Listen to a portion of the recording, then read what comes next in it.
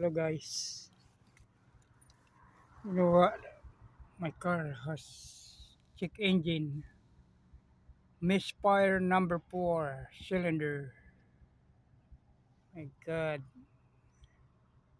So I'm going to fix it again tomorrow or see the problem with the when the water leak into the engine. That's why the misfire number 4. Okay.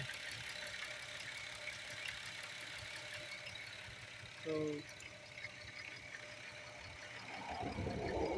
um, I'm going to check the gap to the spark plug either today or tomorrow. I start working again. The stupid misfire. Yeah, look at this. The, what the sound like.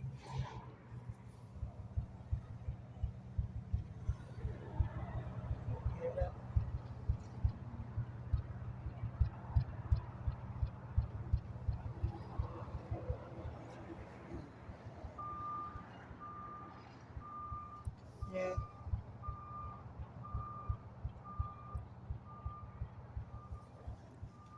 So giving me a headache again for this crazy misfire engine. Cylinder 4. I delayed the check engine a while ago with a scanner. Now it comes out again after 20 minutes.